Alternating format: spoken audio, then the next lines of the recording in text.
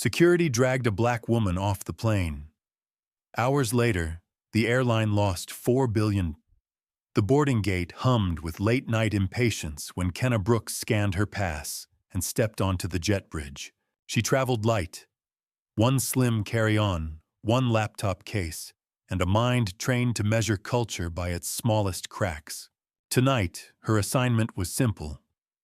Fly Havenport Air as an ordinary first-class passenger and decide whether the airline's internal candor matched the polished numbers its executives had paraded before investors. A $4 billion consolidation hinged on her verdict, but no one outside her firm knew her name. Inside the cabin, the hush of privilege settled over leather seats and dimmed sconces. Kenna located seat 2A window forward section and slid her bag beneath the footrest. The man across the aisle offered a tight half-smile that dissolved when she did not return it.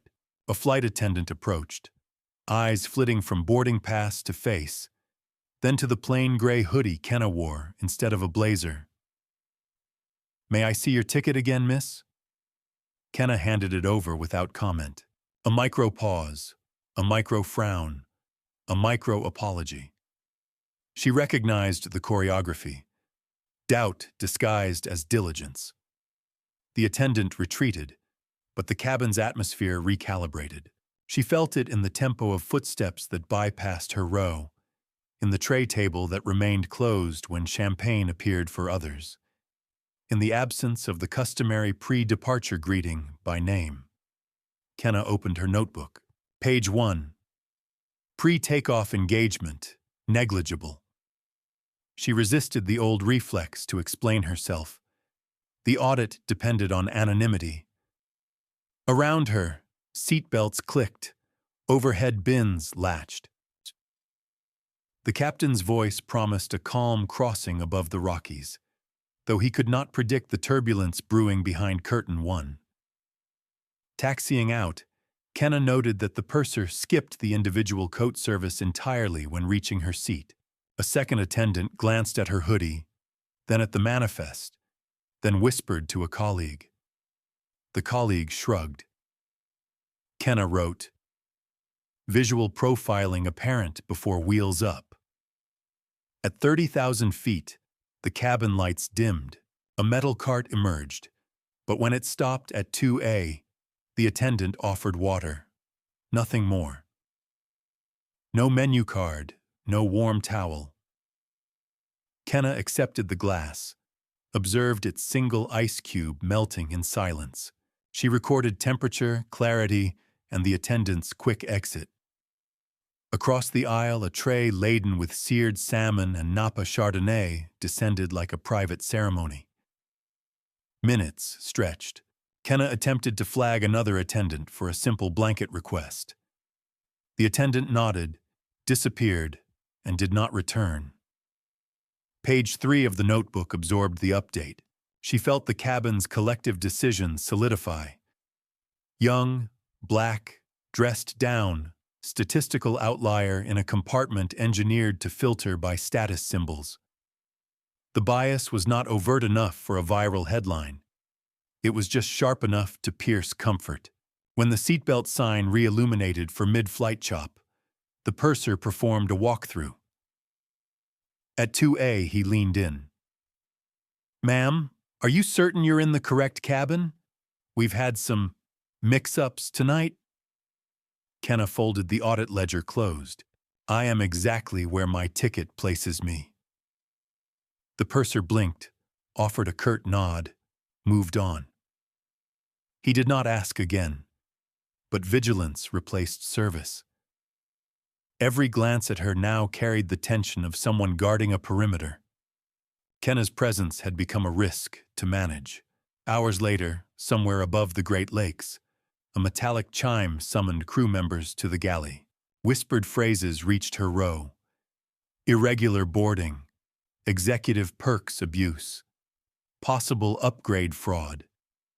When the purser re-emerged, his expression carried foregone conclusions.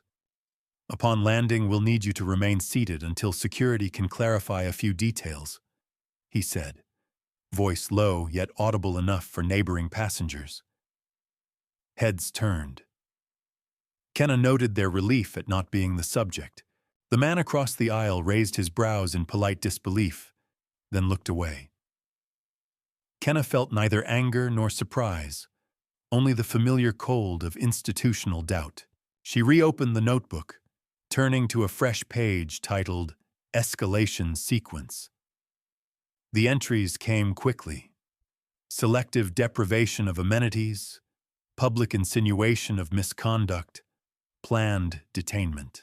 She wrote the words with steady hand, understanding that each line was leverage. As the city lights of Queens glittered below, the cabin prepared for descent. Kenna secured her seatbelt, closed her notebook, and rehearsed the timing of tomorrow's meetings. The real turbulence lay ahead, in corporate halls where bias translated into billions lost or saved. For now, she watched the runway rise to meet the wheels, felt the jolt of rubber against asphalt, and waited for the next inevitable indignity. The aircraft slowed, turned, and stopped short of the terminal. 2 uniformed security officers boarded through the forward door. Passengers craned necks. Kenna remained still while the purser gestured toward her seat. One officer spoke a rehearsed invitation to disembark for verification. She complied without protest, rising into an aisle of averted gazes. No one asked why. No one offered solidarity. The cabin curtain parted, and she stepped into the jet bridge, notebook under her arm, audit complete. Behind her, the first-class cabin exhaled, already reshaping the narrative to fit its comfort. Ahead of her, the airport corridor stretched toward a pre-dawn conference room where senior managers would soon learn the cost of a bias they never budgeted for. Kenna quickened her stride. There was work to do, and this time, every oversight was on the record. The conference center at John F. Kennedy Airport was still running on vending machine coffee when Kenna Brooks arrived with the dawn. Glass walls reflected an empty tarmac bathed in sodium light, and the hush inside was the same quiet she had felt in the cabin. The hush of people who think they are alone with their power. Havenport's vice president for customer experience, 2 legal counsels, and 1 mergers liaison gathered around a polished table whose surface could have doubled as an ego mirror. They expected the routine audit debrief, an hour of polite clarifications that would grease the wheels of a merger everyone in the room had already banked bonuses on. Kenna sat without removing her light jacket. The sleepless hours had sharpened, not dulled, her perception. She registered the small tells. The liaison's phone face down but not silenced. The lawyer's open folio awaiting signatures rather than scrutiny. The vice president's forced half-smile that ended before it reached his eyes. All 3 had greeted her with the faint surprise people reserve for a guest whose bio did not mention youth or braids. She opened her notebook, the same one that crew members had tried to ignore at 35,000 feet. Its first pages showed neat columns. The later pages displayed terse lines written during turbulence. Kenna did not raise her voice. She let the facts do that work. First finding, she began. Systemic failure in premium class identity verification protocols, leading to discretionary harassment. She slid a photo across the table, an image of herself standing in the jet bridge beside 2 security officers. A fellow passenger had captured it, then posted it to a private flyer forum where indignation was already simmering. The vice president leaned forward, stalling behind a smile. "Ms. Brooks, we hear you. Before we go deeper, let me apologize for any..." She raised a hand. "Your apology is noted. I suggest reserving the formal version for the press." Second photograph. The cabin manifest with a handwritten question mark beside seat 2A. Third, a time-stamped service log showing skipped meal entries. Fourth, an audio transcript captured on Kenna's phone of the purser's whisper about upgrade fraud. Each slide landed with a soft click that echoed like a gavel. The liaison cleared his throat. All regrettable, but surely not material to a financial assessment. Kenna turned a page to a diagram of cascading risk. Public exposure of discriminatory practice reduces brand trust. Lower trust elevates churn in top-tier loyalty segments. A roughly 5% attrition in that cohort projects to double-digit revenue loss.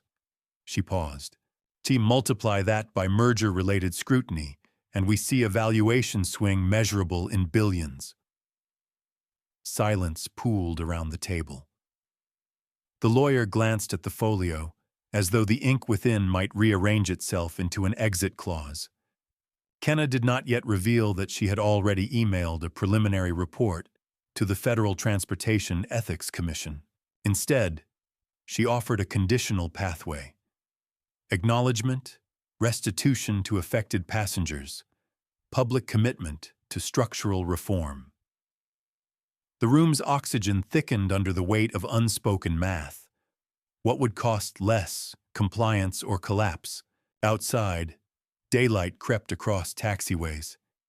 Inside, tension cracked first in the liaison's voice. What exactly do you mean by structural reform? Kenna slid the final document into view. The Brooks Protocol, she said, letting the phrase settle. Mandatory bias response training for all cabin crews. Anonymous escalation channels monitored by external auditors. Real-time reporting dashboards integrated with operational metrics. She tapped the page. Quarterly compliance reviews for 3 years. Failure to meet benchmarks voids merger guarantees. The vice president studied the proposal as if it might bite. See, that is a significant cultural overhaul.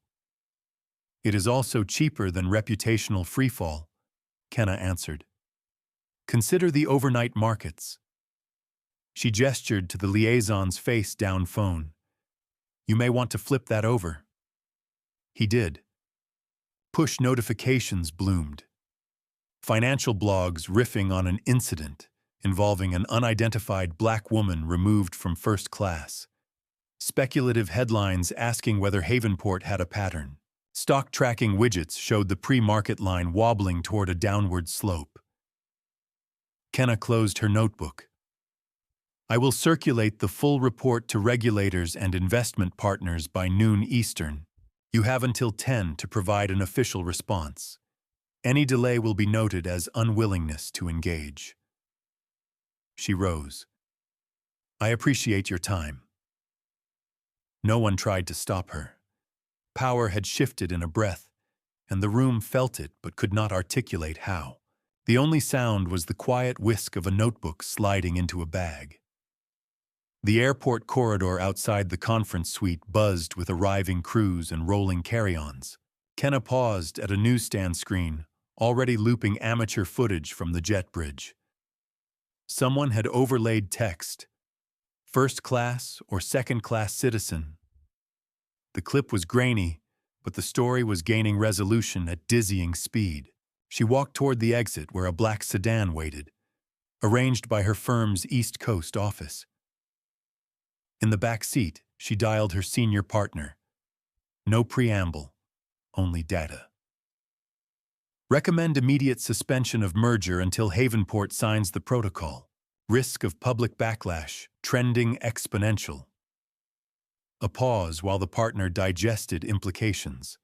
Then, understood. Deliver revised timeline within 2 hours. Phone down, Kenna let the city awaken around her. Billboards flickered above expressways, each one a reminder that brand equity was a fragile currency. Havenport executives would soon learn its market price. Yet anger was not the engine driving her. Years of audits had taught her the paradox of corporate reform. Numbers move minds more than narratives, but narratives move numbers. She had gathered both. The airline could choose, evolve, or erode. Her role was simply to make the cost of inaction crystal clear. By mid-morning, the story breached mainstream outlets. A major business network ran a segment titled, "Bias at 30,000 feet." Commentators speculated on whether regulators might flag the merger for antitrust and ethics violations. Havenport's public relations team released a 3-sentence statement, promising to review the incident thoroughly. Stock tickers translated the statement into a steady drop measured in fractional points that still meant millions. Kenna spent the afternoon in a midtown conference room, compiling appendices, statistical models, witness affidavits, excerpts from social media firestorms. Every page underscored a thesis older than any merger. Systems fail where empathy is optional. As dusk fell, an encrypted message pinged her inbox. Havenport's board requested an emergency evening meeting. The subject line contained one word: repercussions. Kenna allowed herself a small, weary smile. Accountability was finally knocking, and it sounded a lot like fear. She closed her laptop, stretched cramped shoulders, and stepped to the window. Neon bathed the avenue below, taxis slotting into gridlock like restless pieces on an endless chessboard. Somewhere out there, cabin attendants were serving drinks to travelers who looked the part. Somewhere else, a junior crew member was rehearsing a polite protest that might never leave the galley. Change starts invisible, she reminded herself, then arrives all at once. Tomorrow she would present the full Brooks protocol in a room where the chairs cost more than most people's monthly salaries. She would accept no half measures, no face-saving substitutions, only structural recalibration. Havenport could either chart that course or brace for the stall. Outside, the city lights shimmered like converging runways. Kenna watched them a moment longer, then turned back to her documents. The night was young, and reform, like any long flight, required navigation before rest. Morning headlines detonated before sunrise, but the real explosion waited in Havenport Air's executive tower, 34 floors above the Hudson. An emergency elevator carried Kenna Brooks past mirrored walls that reflected nothing of last night's first-class quiet. Here the silence was louder, tense with the knowledge that a single passenger had become a gate capable of closing on a $4 billion dream. The boardroom resembled a flight deck designed by architects who had never tasted coach. Tempered glass walls, brushed steel fixtures, and a table as long as a fuselage promised dominance over air and earth alike. Yet every director fidgeted, as if the seats beneath them might deploy escape slides. Kenna took no seat. She placed her slim laptop at the head of the table, a small rectangle against an expanse of walnut, and opened a live feed from a financial news channel. A red banner crawled, "Havenport under ethics probe, merger in jeopardy." Beneath it, the ticker measured the airline's stock in falling heartbeats. She addressed the room without preamble. Overnight losses equate to roughly $300 million in market value. That figure climbs each minute this board withholds a corrective roadmap. No one argued the math. The numbers were spelled across their phones like turbulence warnings. To her right, the chief operating officer cleared his throat. "Ms. Brooks, we concede the incident was mishandled. But market shocks are often temporary." Kenna cut the sentence short with a single keystroke. The screen split to show social media sentiment graphs. Outrage arcing upward, intent to boycott curves mirroring the slope of share price decline. "Temporary if addressed with permanent solutions," she said. "Otherwise, you are watching the opening credits of a documentary no brand wants produced." She advanced to a slide labeled Structural Actions, Day 1. Mandatory suspension of crew involved, third-party audit of cabin service algorithms, and immediate signing of the Brooks Protocol. At the foot of the list, public apology delivered by the chief executive within 24 hours. The legal counsel adjusted her glasses. That timetable leaves us no room for deliberation. You have already deliberated, Kenna answered. The outcome is on every major network. Delaying contrition now reads as contempt. A director raised a hand, perhaps seeking the familiar comfort of procedure. We acknowledge bias, Ms. Brooks, but can you guarantee these measures restore valuation? Kenna's voice softened, not out of pity, but precision. Guarantee is a dangerous word. What I offer is a pivot from hemorrhage to healing. Markets forgive error. They punish denial. The chief executive, silver hair clipped with military discipline, finally spoke. Assume we adopt the protocol. Your firm still holds veto power over the merger. What assurances accompany your report? Kenna met his stare. Compliance triggers a revised recommendation supporting consolidation, contingent on quarterly transparency. The merger lives or dies by your capacity for change. He exhaled, shoulders descending as if cabin pressure normalized. A nod passed down the table, small but unmistakable. Permission to fold. Kenna saved the silent vote in memory. She closed the laptop, snapping the room back to oxygen and anxiety. Outside the tower, mid-morning commuters scrolled indignation across handheld screens. Cable news replayed the same grainy jet bridge clip until its pixels became prophecy. Activist groups announced airport demonstrations. One union for flight attendants issued a statement welcoming mandatory empathy training, a phrase that traveled farther than the press officers' crafted lines. Kenna walked through the lobby where a sculpted model of a Havenport jet gleamed, nose pointed eternally skyward. She wondered who would polish that fuselage once layoffs followed the inevitable cost-cutting cycle. Reform, even successful, never arrived without casualties. Her phone vibrated. Senior partner on a secure channel. Board reaction. In motion, she said. Expect signed protocol by early afternoon. Recommend we prepare public statement endorsing their decision while underscoring regulatory oversight. Good. Wall Street is watching. The call ended. Transactional as any landing gear checklist. Early afternoon summoned the next phase. Federal regulators convened at a downtown office where mahogany plaques offset weary fluorescent light. Kenna presented data mapping discrimination events to revenue decay. Few in the room needed persuasion. Political winds already favored stricter airline governance. What they valued was her forensic clarity. Evidence stitched so tight no lobbyist could tug a thread loose. One commissioner asked whether the Brooks Protocol might serve as industry template. Kenna replied, "Standards without enforcement are marketing. Tie them to licensure reviews and you change flight paths." Pens scratched notes. Heads nodded. She saw the horizon tilt in real time. When the meeting adjourned, a communications aide escorted her through a corridor lined with framed photographs of past transportation secretaries. Each portrait stared forward, unblinking, as if reminding new appointees that policy leaves longer contrails than scandal. Outside, rain stippled the pavement.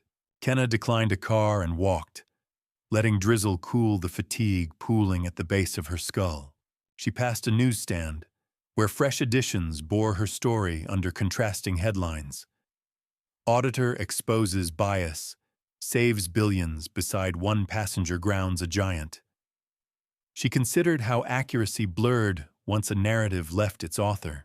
Evening returned her to the hotel suite she had barely slept in.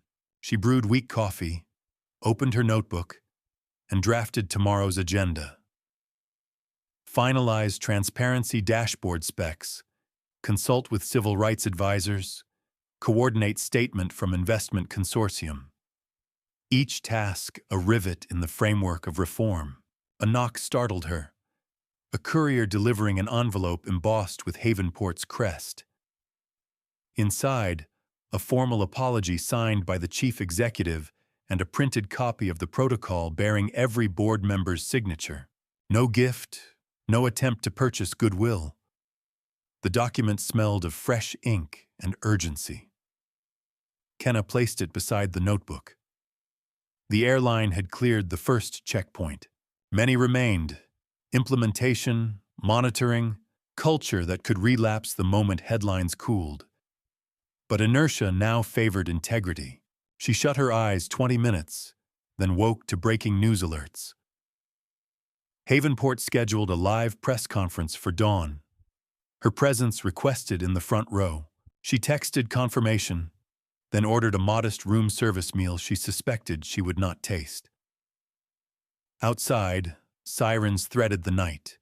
Neon reflected in puddles like runway lights bent by weather. Kenna watched them until the shapes blurred.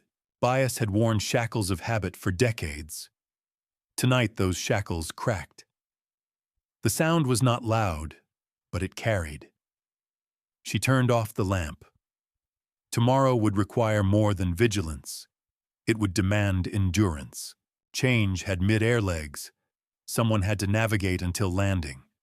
The press conference began at sunrise, streamed from Havenport's flagship hangar, where a wide-bodied jet loomed like a witness. Reporters clustered beneath floodlights, their murmurs smothered by the hum of auxiliary engines. Kenna Brooks stood just beyond the frame, anonymous only to those who had not skimmed past the headline to the byline. The chief executive approached the lectern, posture rigid, tie knotted with the precision of damage control. Cameras red-eyed him into permanence while the public relations officer distributed prepared remarks that would never be followed. The first sentence carried contrition. The second carried her name.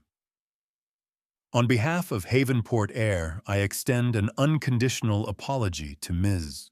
Kenna Brooks, whose experience aboard Flight Sierra 7 compelled us to confront failures both operational and cultural. A collective inhale rippled across the hangar. Kenna felt the temperature shift, as though fresh air had cracked a sealed cabin door. She watched reporters realign questions, pens hovering like landing gear awaiting clearance. The executive continued, abandoning teleprompter monotony for something more fragile. Effective immediately, the board has ratified the Brooks Protocol. We accept external oversight, quarterly audits, and full transparency dashboards accessible to the public. He paused, knuckles whitening against the podium. Our leadership team will undergo review. Accountability extends to the highest seat. No one applauded. Accountability was not theater. It was ballast. The executive stepped aside. A screen behind him illuminated the protocol's banner page. Kenna's name printed below title, yet above every signature of power that once dismissed her. At a nod from the public relations officer, Kenna took 3 measured steps into the light. Flashbulbs burst, a staccato more honest than applause. She wore the same gray blazer she had favored throughout countless audits, a garment chosen for utility rather than optics. Still, the symbolism was unmistakable. A young black woman occupying the focal point of corporate reckoning. She did not approach the lectern. She needed no podium to amplify truth. Instead, she faced the sea of lenses and offered a statement rehearsed only in its restraint. I did not intend to become your headline. My task was to measure risk. Bias is risk. It endangers revenue, reputation, and above all, human dignity. The protocol you see behind me is not a victory lap. It is a lifeline. For passengers, for crews, for companies that mistake silence for safety. One camera drifted toward the executive. He remained still, accepting secondary focus. Kenna continued. Implementation begins today. I will monitor compliance, publish findings, and invite other carriers to adopt similar metrics. Change measured is change maintained. She ended without flourish. Reporters shouted questions about stock forecasts, crew terminations, her personal compensation. She answered none. The protocol spoke louder. Security guided her to a side exit where morning sun cut between hangars, crisp and impartial. Across the globe, trading desks processed the broadcast in real time. Havenport's shares, volatile since dawn, steadied then rose a cautious fraction as algorithms parsed the apology into predictive models of retained loyalty. Boards of rival airlines scheduled emergency calls, anxious to audit their own unspoken hierarchies before passengers did. Within Havenport headquarters, a different reckoning unfolded. The chief operating officer, purser of internal culture for more than a decade, resigned before lunch. Two vice presidents requested early retirement, their statements cloaked in a language of new opportunities. Human resources teams drafted guidance for line managers on how to discuss bias without defensive jargon. Every hallway conversation began with the same two words: if then. Kenna spent the afternoon in a conference suite converted into a war room. Data engineers sketched dashboards, civil rights consultants annotated training modules, and one exhausted designer debated color-blind friendly palettes for progress charts. Kenna floated between clusters, translating urgency into achievable sprints. When a junior developer fretted over impossible timelines, she reminded him, "Perfection is not day one's requirement. Verifiable motion is." Between meetings, she stepped into a quiet corridor and checked a breathless text from her mother. "Proud does not begin to cover it." Kenna replied with a photo of the signed protocol, then silenced the phone. Pride could wait. Momentum could not. Evening delivered a fresh shock. A whistleblower email surfaced, forwarded through encrypted channels to Kenna's audit firm. An anonymous crew member described a pattern of seat correction, targeting passengers of color in premium cabins over several years. The message attached screenshots, internal memos, and a resignation letter dated 2 days prior, the morning after Kenna's flight. The evidence threatened criminal liability far beyond public embarrassment. Kenna convened an emergency call with Havenport's interim ethics lead, advising immediate self-report to federal transportation investigators. Delay, she warned, would convert negligence into conspiracy. The line went silent, then accepted the ultimatum. By nightfall, every major network aired the whistleblower claims. Market reaction, tempered by morning optimism, lurched again, yet analysts noted a difference. Havenport now appeared engaged rather than evasive, a nuance credited to the protocol's early influence. The story had become not simply about prejudice, but about whether reform could outrun revelation. Near midnight, Kenna returned to her hotel. Corridor carpets muting footsteps heavy with caffeine and adrenaline. She laid the whistleblower packet beside her notebook and opened a blank page.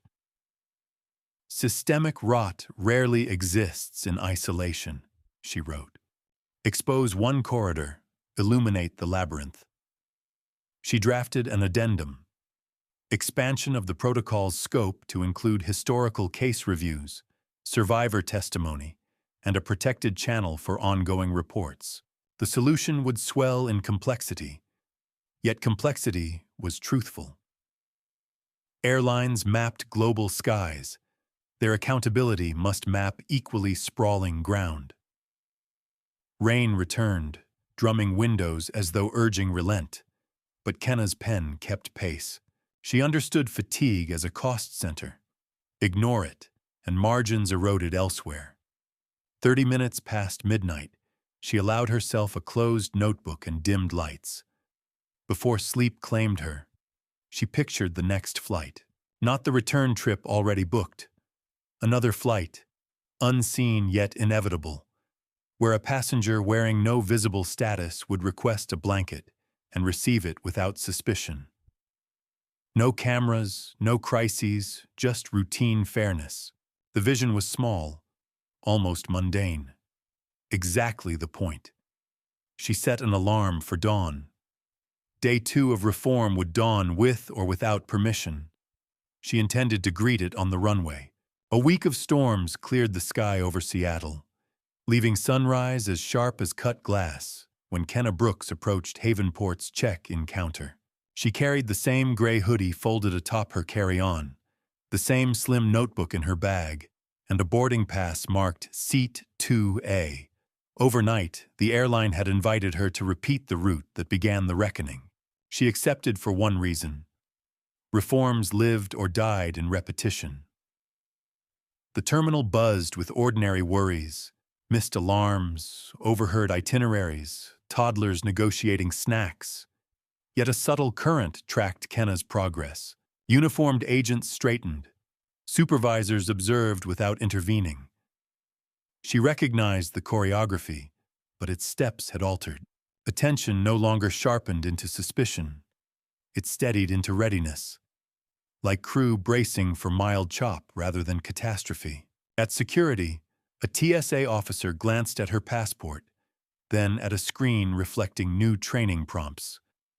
Confirm identity, not assumptions. The officer returned the document with a practiced smile that did not overstay welcome. A progress note, small yet tangible. Gate A23 displayed on time. The flight number matched last week's ordeal.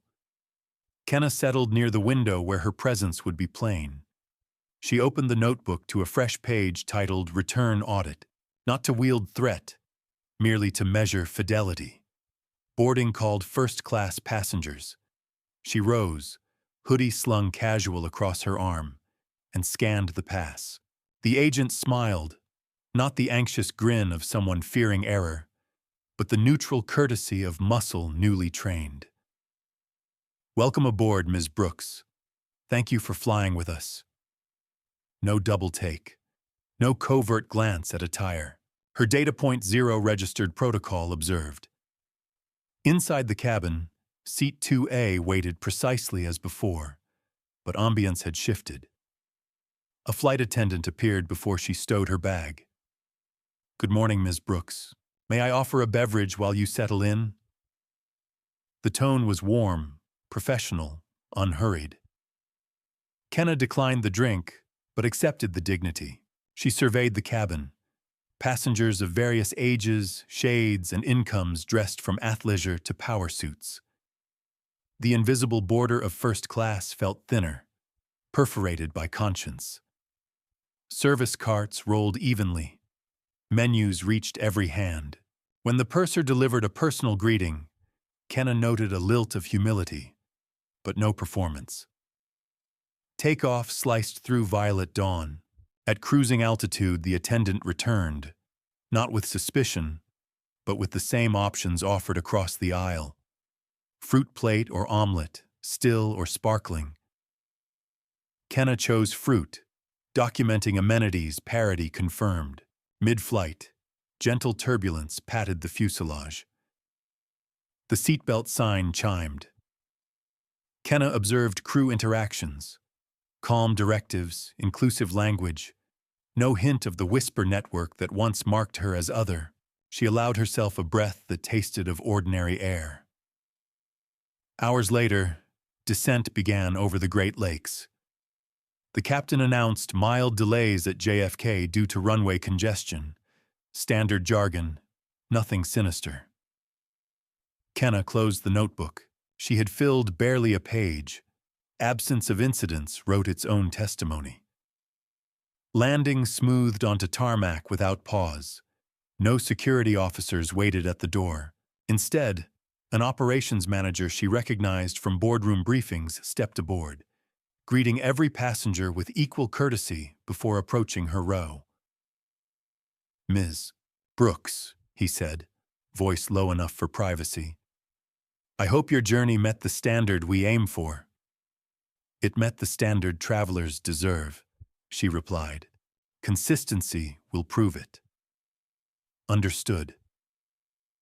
He offered no business card, no request for endorsement, only a nod that implied ongoing work. He moved on, engaging others with the same tempo.